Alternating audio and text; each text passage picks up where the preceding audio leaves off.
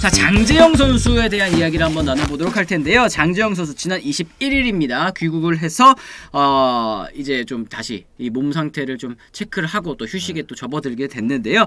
그동안 이제 장재영 선수 호주 리그 질롱 코리아에서 뛰었습니다. 지난 2021 시즌 키움의 신인 1차 지명을 받고 입단한 장재영 선수 계약금 9억 원인데요. 키움 구단 역대 시즌 계약금 1위일 뿐만 아니라 KBO 리그 전체를 통틀어도 역대 신인 계약금 2위에 해당하는 규모입니다. 188cm, 87kg의 이 건장한 제구와 시속 150km가 넘는 빠른 공을 던질 수 있는 장재영 선수, 메이저리그에서도 역시 눈여겨봤을 정도로 뛰어난 자질을 가지고 있는데요. 하지만 이제 프로 1군의 벽 높았습니다. 역시 제구력 문제가 가장 컸습니다. 데뷔 첫해였던 2021 시즌 19경기에 나와서 17.2이닝 동안 1패, 평균 자책점 9.17, 삼진 14개 잡았는데 볼넷이 무려 24개. 아니 너무 많았어요. 네, 많았어. 프로 2년 차에서도 역시 마찬가지로 이제 볼넷 많았고, 그리고 또 올해 퓨처스에서도 이제 볼넷이 44개에 달할 정도로 42이닝 44개면 사실 이닝당 볼넷 하나를 내줬다는 얘기이기 때문에 정말 뭐 제구적으로 계속 잡히지 않고 있었던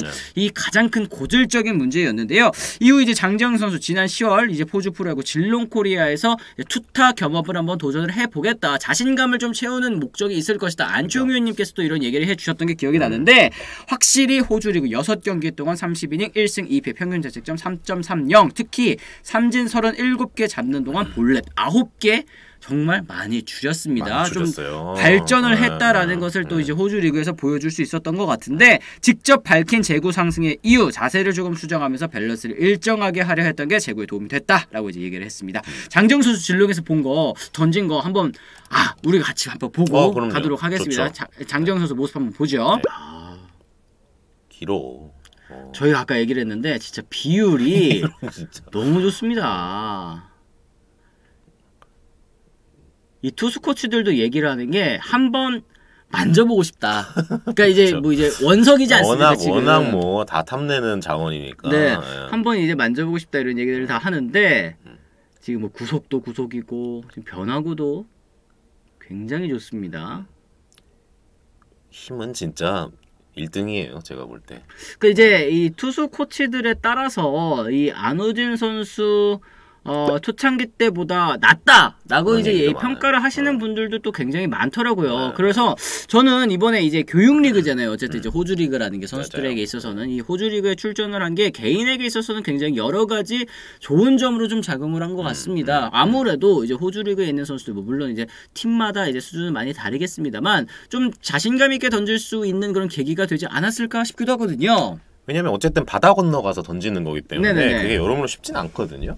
아예 데이터가 없는 타자들이랑 싸우는 거고, 그러면 이거는 정말 순수하게 자기네 기량만으로 상대해야 된단 말이에요. 그렇죠. 호주리그 같은 경우에는 물론 존의 차이는 제가 영상으로 봤을 때도 좀 있긴 해요, 여러분. 근데 그런 걸로 뭐 그런 면을 좀 이렇게 해놔도 장재영 선수가 분명 제구력에서는 이번 호주리그에서 뛴 거는 KBO 리그랑 너무 달랐어요. 예, 볼줄기나 이런 것도 뭐 힘 뭐 이런 것도 잘 전달되고 이 시기에 그게 굉장히 중요하다고 보고, 본인이 또 밸런스를 좀 조정하면서 좀 해결책을 찾았다는 거, 저는 이게 굉장히 중요하다고 보거든요. 그렇죠. 본인이 어쨌든 3년 동안 이제 하면서 가장 좋은 밸런스를 찾아서 지금 익혔기 때문에 그 밸런스를 비시즌에 얼마나 더 익혀서 스프링 캠프 가서 하느냐, 그게 굉장히 중요하다고 봅니다. 그렇습니다. 이제 투수 같은 경우에는 사실은 진짜 조그만 포인트 하나만 달라져도, 혹은 이제 조그만 포인트 하나만 감을 잡아도 워낙에 이게 이 실제 경기에서 미치는 이 영향력이 굉장히 달라지잖아요. 이제 뭐 다리를 얼마 정도 든다, 혹은 이제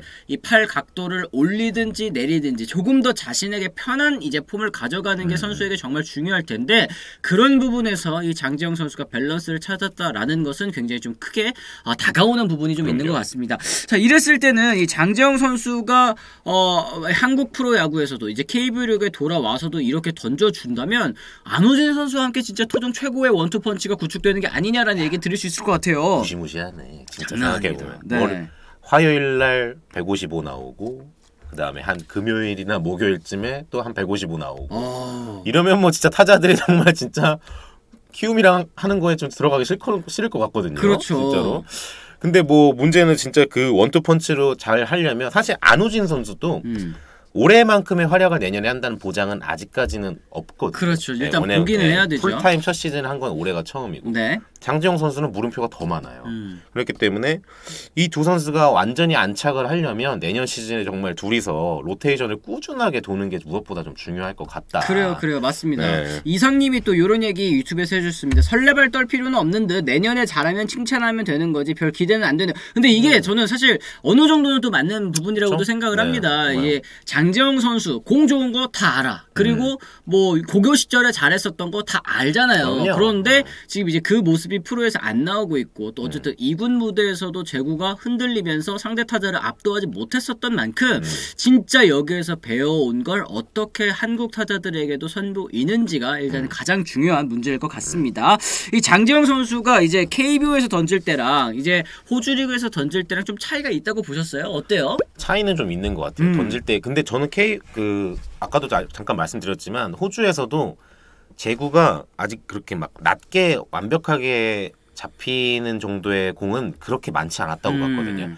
그 호주에서 가장 잘 던진 게 여러분 아시겠지만 그 8이닝 2실점 했던 그 경기인데 뭐 10개 잡고 이랬을 때 그 경기에서는 아직까지도 공이 그렇게 막 존보다 막 엄청 낮게 착착착 들어가는 느낌은 없었어요. 근데 이제 높은 공에 이제 타자들이 많이 나와주고 힘으로 거의 찍어 누르고 그 다음에 떨어지는 슬라이더 뭐 이런 거 잘 배워서 섞고 이런 게 좀 했었는데 그런 거에서 봤을 때 아무래도 일단 제구가 어쨌든 본인이 이전에 했던 것보다 조금 더 잡아주고 하니까 그렇죠. 그런 걸로 봤을 땐 자신감도 더 붙거든요. 그렇게 되면. 근데 그 차이를 이제 KBO 리그에 와가지고 본인 느낄 거란 말이에요. 와 좁다. 근데 그랬을 때 네. 이거 호주에서 내가 던졌을 때보다는 호주에서는 잡아줬는데 약간 이러면 약간 좀 그게 멘탈에 좀 흔들릴 수도 있거든요. 네.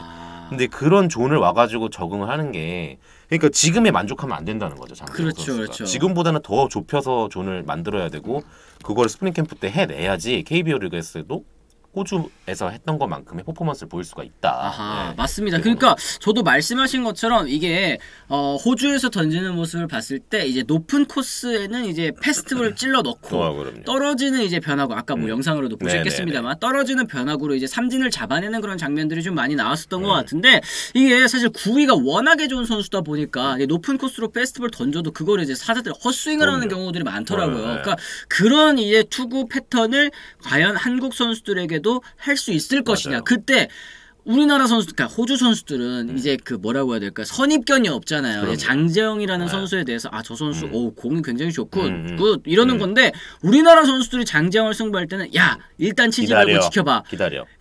제구 안 되니까 일단 치지 말고 지켜봐. 이러면 또 선수 입장에서는 좀 부담으로 다가올 수도 있겠다라는 생각이 일단은 확 드는 것 같기는 합니다. 호주 리그 스트라이크 좀 환장합니다. 이걸 잡아줬다가 안 잡아줬다가 제임스님 많이 보시는 것 같아요. 저도 공감합니다. 이런 부분을 좀 어떻게 적응을 하느냐도 중요할 것 같습니다.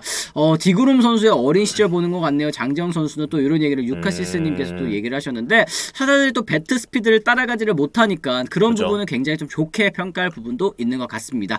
무슨 의미가 있겠냐면 제가 키움 팬으로 이신 걸로 또 알고 있어요. 그래도 완전히 0점 못 잡는 계륵이면 어떡하나 했는데 요만큼 희망을 보여준 것만으로도 상당합니다. 키움 팬으로서 당연한 또 기대를 해본다고 이런 말씀도 해주셨습니다. 하나 또 말씀드릴 게 포크볼을 장착한다고 제가 들었거든요. 근데 키움 그 파이어볼러들한테 웬만하면 이제 키움이 그 포크볼 그 강습을 거의 다 해주는 걸로 알고 있는데 요거는 약간 좀 아직까지는 조금 이르지 않나 좀 약간 좀 이런 생각을 가지고 있어요. 왜요? 아직은 어린 선수고 포크볼이 워낙 팔꿈치나 팔에 뭐 무리가 많이 가는 구종이기도 하고 그런 얘기가 있죠. 예.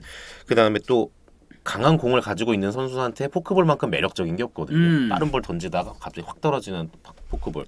근데 이런 걸 봤을 때 아직까지는 포크볼에만 너무 의존도를 높이려는 생각보다는 다른 본인이 가지고 있는 슬라이더나 뭐 이런 건 좀 장점이 있거든요. 그렇죠. 그런 걸 조금 더 많이 가져가는 투구를 했으면 하는 개인적인 바람이 있다.